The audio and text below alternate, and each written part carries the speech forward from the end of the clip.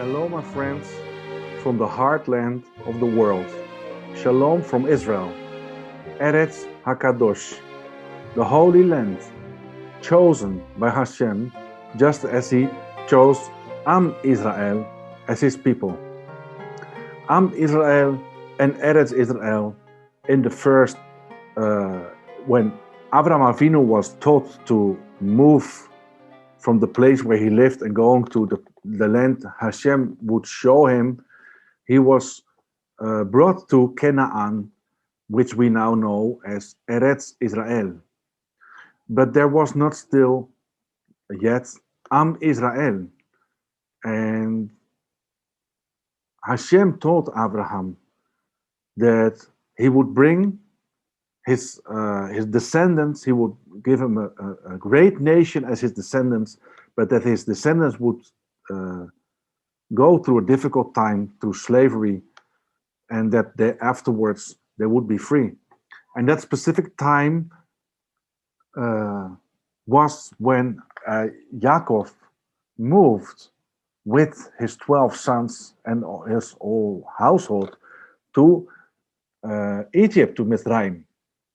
And today we're going to talk especially about that time when they, after the hundreds of years they spent inside of Egypt, after Joseph died, which was second in rank below Pharaoh, after more than 100 years after Joseph died, the pressure and the slavery and the oppression was so, and the abuse was so severe that Hashem heard the cries of Am Israel and remembered his promise to Avram Avinu and Yaakov Avinu and Yitzchak Avinu.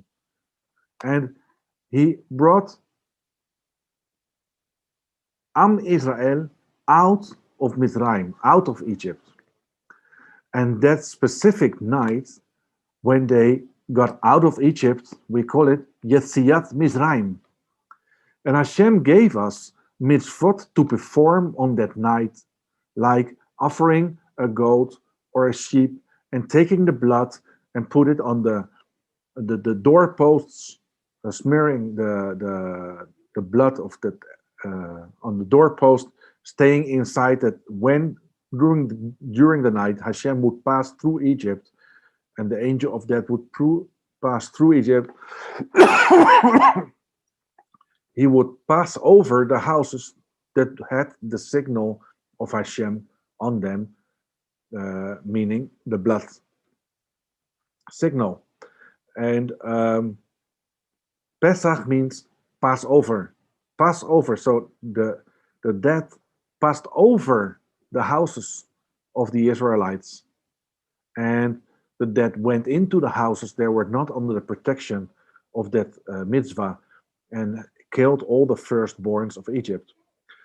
So Hashem told us that we should remember that specific night, that specific time every year again, and that month, Nisan, would from then on be the first month of the year. And that we should remember Pesach not only by remembering with our words, but also by living some of the things we had to do back then when we came out of slavery, namely eating matzot, eating bitter herbs, and eating a sacrificial meat from a goat or a sheep. So there are a lot of explanations. There are a lot of commentaries on Pesach, and I think you already heard a lot about it, or you read about it, or you even celebrated a lot of times. So I thought it would be nice today together to learn from Rav Kook. Rav Kook was a visionary. He loved not only Am Israel, but he loved Eretz Israel, and he understood that Torah and Am Israel and Eretz Israel, so the word Hashem gave us in the Torah, the nation of Israel and the land of Israel are interconnected. When those three are together, which they are here in Eretz Israel, there is a special blessing. There comes a special uh, um, um, uh, enlightenment from it towards us, but also towards the rest of the world. And that is so special to be in Israel, to live in Israel, to be able to remember Pesach and also the other Chagim, but to remember Pesach here with the Torah, being in Eretz Israel, being Am Israel. And Rav Kook shared that vision of coming to Israel and building here a Jewish life to everyone who wanted it to hear. And he also had thoughts about Pesach. And he wrote those thoughts about the Chagim, about our feasts, in a book that is called In Those Days at That Time. And it's really based on essays he wrote. And this is the book where all those essays of him are in. And they are based on the philosophy of Rav Kook. So together, today we are going to learn from Pesach how Rav Kook's vision was about this. A lot of things we do at Pesach and we know about Pesach are not only from the Torah, but are also written in the Mishnah. Mishnah, the oral Torah. And the oral Torah says a lot of things about Pesach. We have Masechet Pesachim in the Talmud. Those are three books like this, and then three books of hundreds and hundreds of pages about what our rabbis, our sages thought about and knew about and discussed about Pesach. There is one very special thing, not only about Pesach, but about Yetziat Mizraim, the deliverance, the salvation out of Israel, out of slavery. That is that we never, and Hashem never presents himself towards us, and Israel never presents themselves as the nation of the God of the creation, or Hashem never says, I am the God of the creation to Israel, and that's why I give you the Ten Commandments. No, Hashem presents himself as, of course, I am the God of Abraham, Yitzhak, and Yaakov. But when you read the Ten Commandments, when you read the 10 rules on the luchot from stone, then you see that Hashem starts with, I am Hashem, your God, who delivered you from the land of Egypt. It's written in Shmot 20, in Exodus 20. And the very fact that Hashem presents himself as a redeemer rather than the creator of this world, of Am and Eretz Israel, serves to emphasize his role as the mover of Israel, the mover of history, and not solely as the initiator. If we only would refer to Hashem as the creator, or if Hashem himself would only refer to himself as I am the creator, then we would always think about him as the God that started this creation, that began this creation, and that was at the very beginning of this creation. But Hashem was not and is not the God of the beginning of the creation. His role in what happens in this world is continuing every day.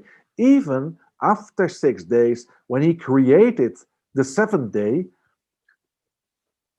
it is written, he rested on the seventh day, but it was not rested like he did nothing and took a nap of 24 hours. No, in order to give us the holiness of Shabbat, to give us the holiness and the rest which we receive from Hashem on the seventh day, he himself had to create that rest by him taking a day of rest on that day, not stopping, but resting. And being at rest created the sacred, the holy rest that we now experience every Shabbat. And then it's written that Hashem vayi nafash.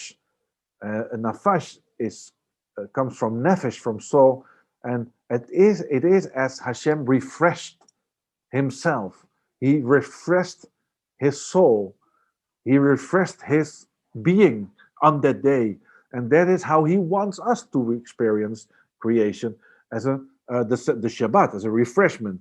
So, but if we just refer to Hashem as who was important only those 7 days, and now it's up to us, then we're not understanding the fact that the creator of this world is also the one that is still involved in every aspect of daily life of this world. And that's why he wants to tell us that he is still involved in our lives, in our being, and in our health. And that's why he presents himself every time again as the one, I am Hashem, your God, who delivered you from the land of Egypt. Continuously, he interfered for the best of Am Israel and also for the best of all the nations of the world. He is the mover of history. So what happened with Pesach? What on the first Pesach, when Am Israel stayed in the houses and had to celebrate their first or their to celebrate. I don't know if they celebrated. I think they were afraid what would happen that night. But what did they have to do that first night, and why, and what do we still have to do today every year when we remember, not only remember Pesach, but we tell the story of the Pesach every day in our prayers. If we do our tefillah of the shacharit or of the arfit, we remember in the Shema that Hashem redeemed us from the slavery of Mitzrayim, of Egypt. But it is not just enough to remember. Hashem wants us to tell the story, to relive the story. And Rav Kook explains to us why this is important. So, if we start and dive in directly to the Seder is the name we use for the meal we have on the evening of the 15th of Nisan. And it commemorates the outcoming of out of Egypt. Hashem had saved us after 210 years in Egypt, and after 400 years after he said to Abraham Avinu, 430 years after he said to Abraham Avinu that he would bring us into that position.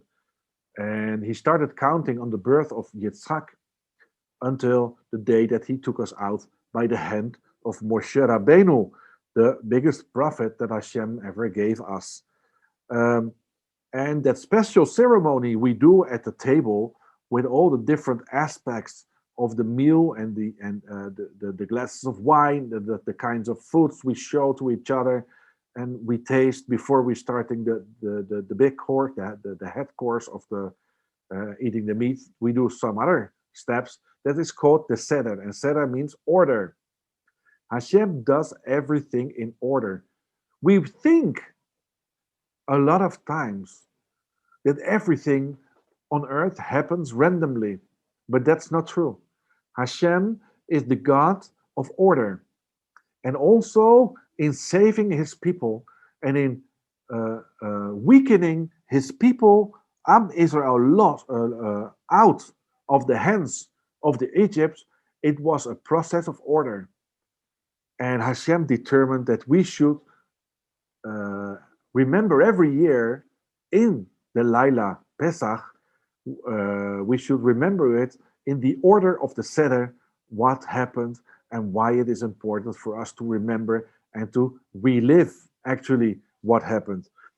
The evening is lively and we talk and we think and we ask the questions we should ask, and um, we eat, and mostly it's a family orientated evening.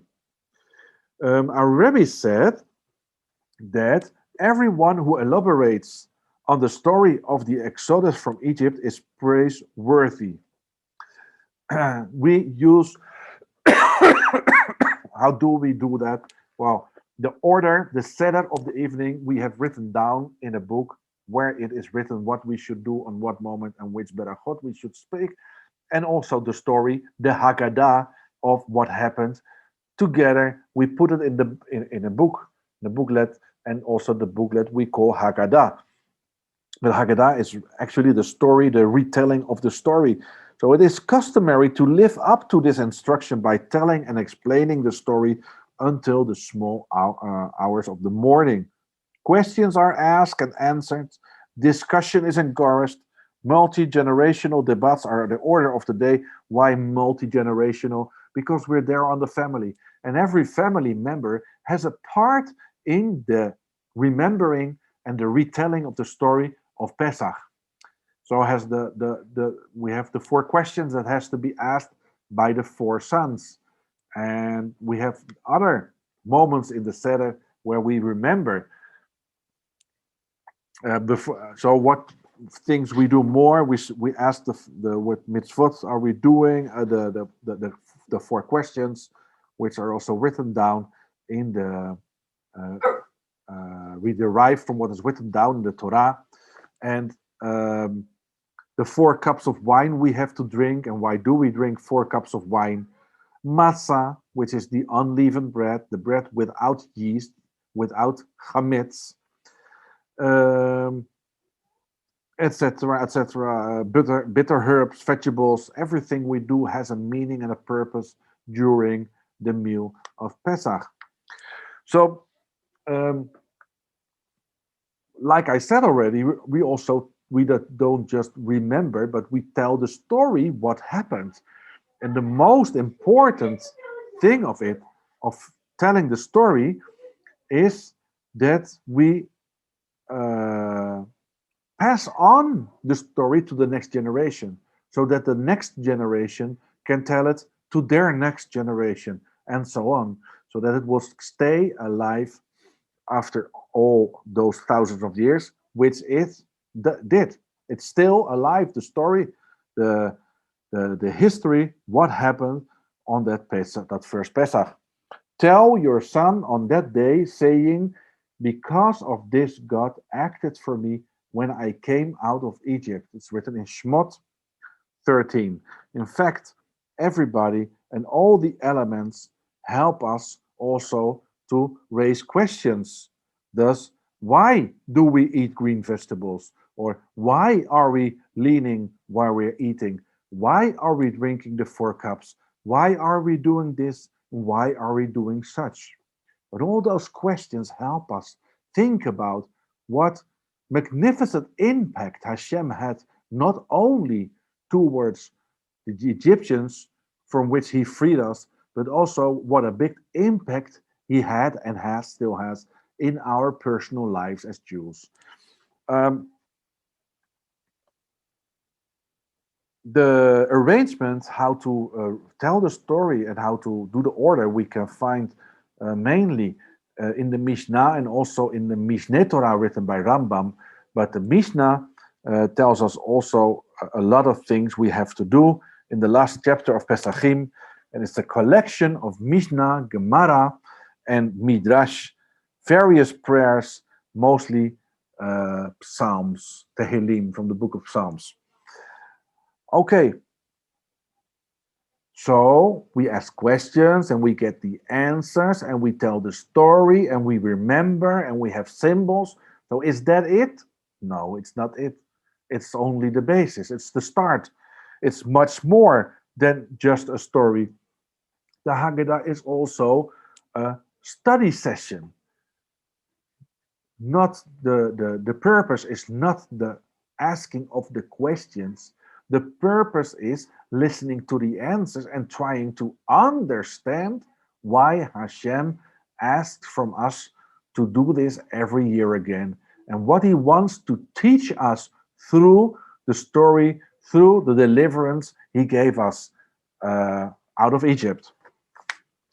So when do we tell that story? Can we tell the story on the 1st of Nisan, when the new month of the new year starts? Or can we tell the story on the 14th of Nisan, on the day that we have to go to the Beit HaMikdash, to the temple, to slaughter our animals and to offer, to sacrifice our animals, and then bring them home to eat from them? What is the exact moment when we should tell the story and do this Seder, this Laila Seder? Well, the Torah therefore states explicitly on that day, Shemot 13, if on that day is explained us precisely on the same day as did Am Israel when I instructed them the first day. So that now we know. So when do we tell the story? No, not on the first, or not on another day. In the Talmud, in the Gemara, we can find a whole discussion about when really, what is the interpretation of when we should tell the story. And they finally come to the conclusion that Hashem in the Torah specifically states that we have to remember it on that day. We have to tell the story on that same day. And we have to eat the Korban Pesach, the Pesach sacrifice, exactly on the same day as we did in the first time. So now we know on the 15th, the beginning of the 15th, the night, that's when we tell the story, that's when we do the Laila Seder. And Hashem commanded to Moshe Rabbeinu, this month should be your first month.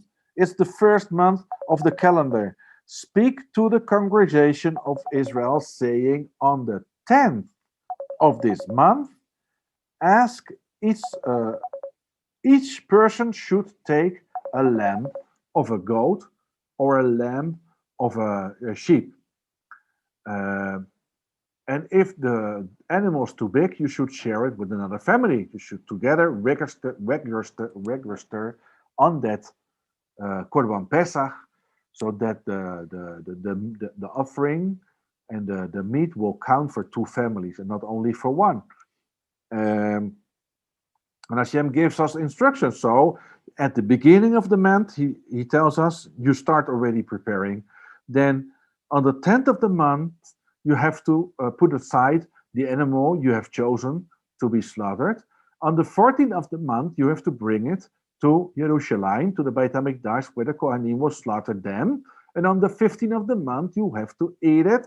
You have to eat it that night, and you cannot leave over any of the meat until the morning, until after the morning. No, you should burn it. So if there is meat left, you should burn it in the morning. You cannot keep it longer than after the end of the night, or just the beginning of the morning, when you have to burn it. So on this time, when matzah and mirror and bitter herbs are before you, which time there were matzah and bitter herbs and maror before us, when the Korban Pesach was before us, again, on the 15th, the beginning of the 15th, that is the evening after the 14th, the evening of the 15th of Nisan. And you shall perform this service in this month. Clear. So Moshe Rabbeinu started teaching to the people all about Pesach.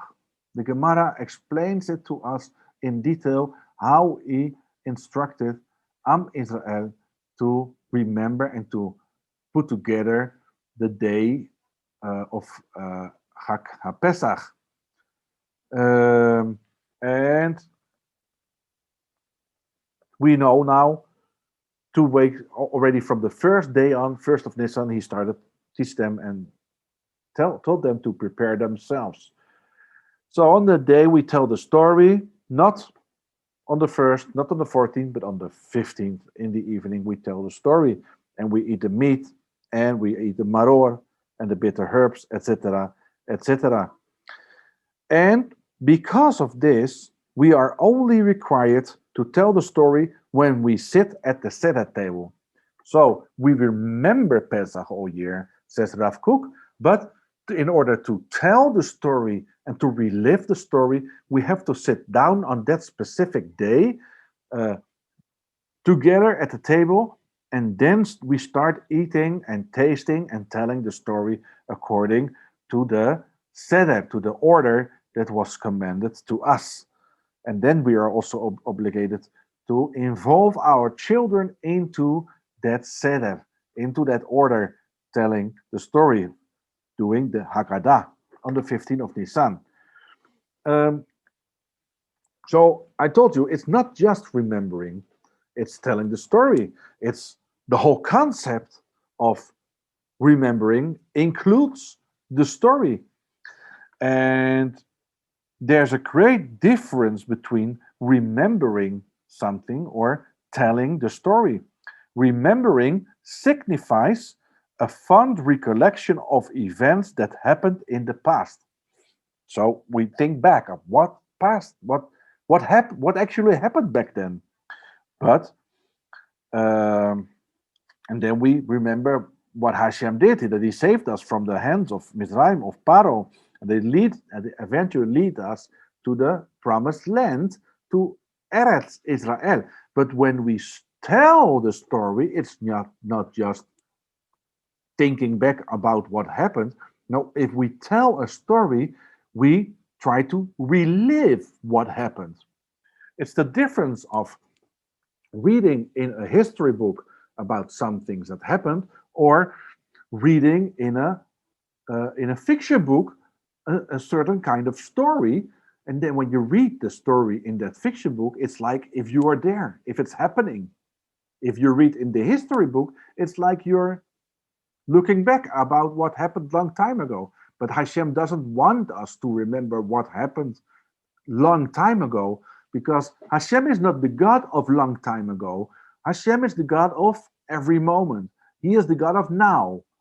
And He wants us to tell the story in such a way that we relive the story today, today on the 15th of Nisan, on the Laila Pesach.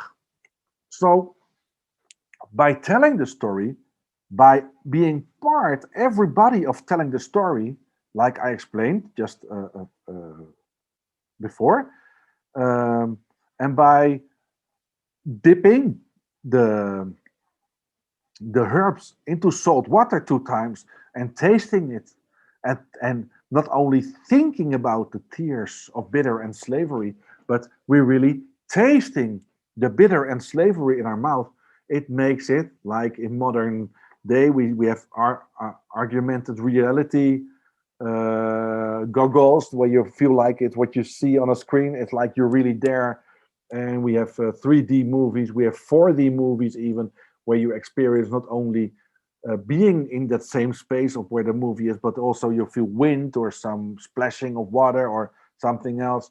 But that is what Hashem is offering us. He says, I want you every year again to have a 4D experience of Yetziat Mizraim. I want you to have to put the goggles on, not only looking to an ancient movie of back then, but could put the goggles on as if you were there. If you go to Jerusalem on the square where the temple wall, or the western wall, the kotel still is, on the side of the kotel, there's a small museum or experience room. And in that experience room, you can rent for just for almost nothing. You can sit there, and you for like 5 or 10 minutes, and you get goggles on for augmented reality. And then when you put them on, it is as you are back in how the temple service was back then, because today we don't have the temple service. It's like if you're walking around between the Kohanim, if you're walking around between what is happening on the square, what's happening in front of the temple, that the doors go open, that the Kohen Gadol comes out on Yom Kippur. All such things you can experience as if it is happening on that moment. And that is exactly what Hashem wants us to do with Laila Pesach, with the Seder, with the Haggadah. He wants us to relive, to retaste, to experience what happened as if it is happening now. That's the way he wants us to be part of this story. And Rav Kook encourages us to do it, not just as a tradition and just going down the list of the Seder, but to really re-experience what Hashem did for us and re-experience what it is to be freed from slavery into freedom and to be brought to the promised land. Um, it's a process of redemption what we have to relive. Um, so the coming out of Egypt, Yetziat Mitzrayim, the Mishnah states of this: in every generation, one is obligated to view himself as though he came out of Egypt, as though he came out of Mitzrayim. Tell your son of that day, saying, because of this, God acted for me when I came out of Egypt. Shemot 13. So we are obligated to thank, to praise Hashem, to glorify, to exalt Him, to bless Him, to honor Him for all the miracles He performed for our forefathers, all the miracles He performed for us, because we are here, because our forefathers were there. So we are connected. There is a strong connection between our forefathers in the time of Yetziat Mizraim and today being here in Israel celebrating Pesach. Or in your house, maybe not in Israel, but celebrating Pesach, remembering the story, retelling the story, reliving the story.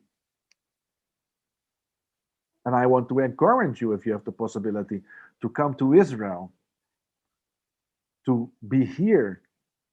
All the mitzvot we got from Hashem come to their perfect purpose here in Eretz Israel. And one of the biggest mitzvot is that he tells his children to come back to Israel. Like he told Abraham Avinu, go to the land I will show you.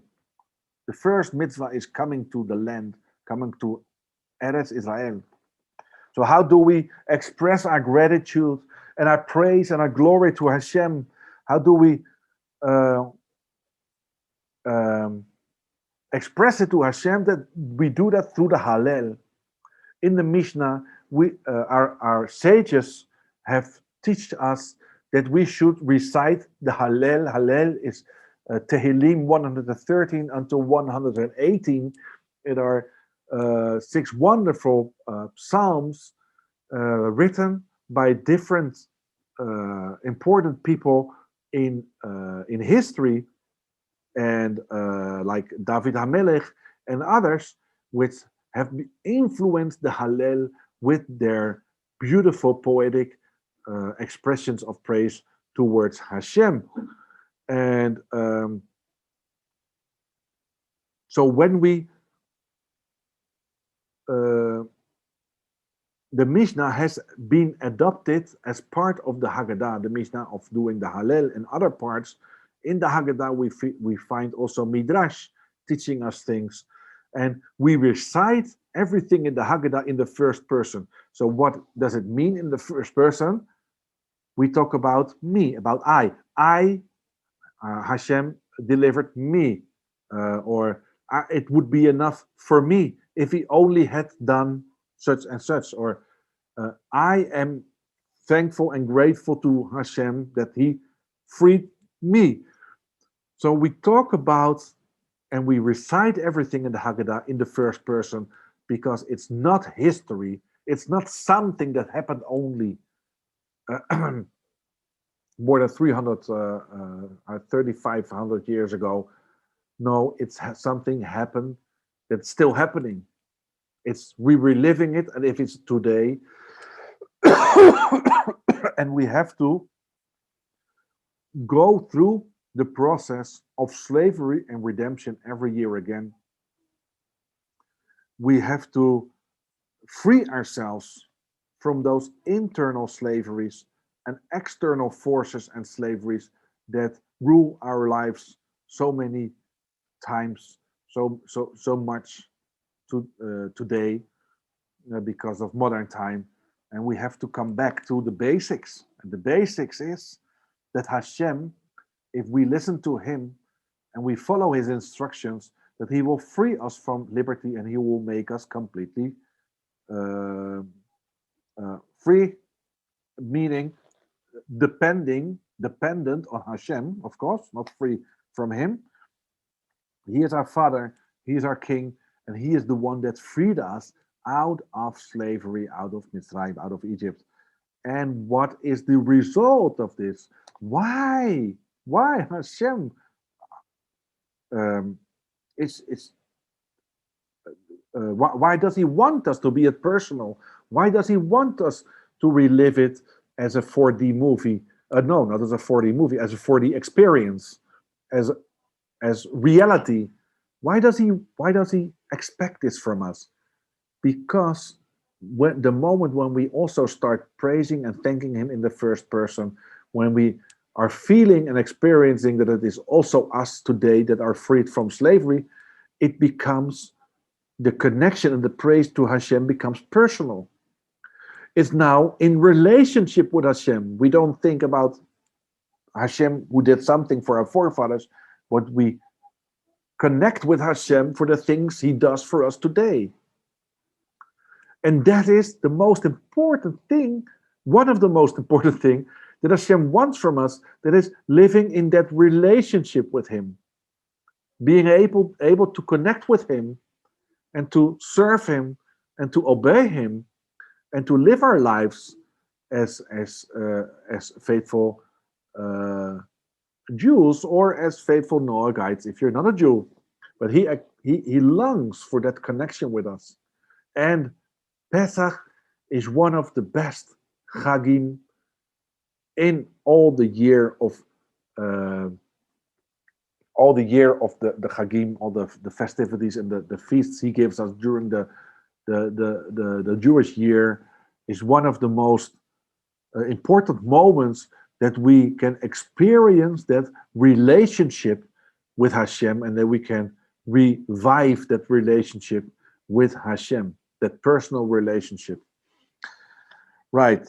So that is the essence, like that, as Rav Kook explains it, this is the essence of Pesach and of the Seder, to see ourselves as though we personally came out of Egypt. I hope I gave you a lot of things to think about. Well, I shared with you what Rav Kook gave us to think about, and there's a lot of learning. Don't wait until the Laila Seder, until Pesach night, to read the order, to read the Haggadah, to read the instructions from what everything we have to do on that night, because there's a lot to learn of just studying the Seder and studying the Haggadah. So start now if you did not start already, and learn about it. Then on the night itself, you know what you're doing, or when somebody has questions, you know what to answer, and there will come wonderful discussions, and there will be wonderful moments on that Laila Seder on which we are reliving and what Hashem is doing and did for us and did for our forefathers. For now, I wish you Chag Sameach Pesach. I wish you that you will really feel a revivement of that personal relationship with Hashem. I want to ask you to concentrate on that and to make that connection with Hashem, and try to come out of the Seder and come out of Pesach as free men and not as slaves. For now, bye-bye. Litrahot. For those who are were today for the first time, my name is Ishai Harel, and you can find on the YouTube channel of Shalom Center a lot of studies also about halacha. We learn the Kitzur Shulchan Aruch together. You can find studies about the about Musar, that are Jewish ethics, because we're learning together also from Mesilat Yesarim. And between Pesach and Shavuot, there's the Omer counting. Every day we count 1 day of the Omer, and there is a minhag, there is a custom to, between Pesach and Shavuot, learn from Pirkei Avot. Pirkei Avot are the first ethical principles and sayings that our sages gathered together into one bunch of collected ethical how do you say that, ethical okay, ethical sayings.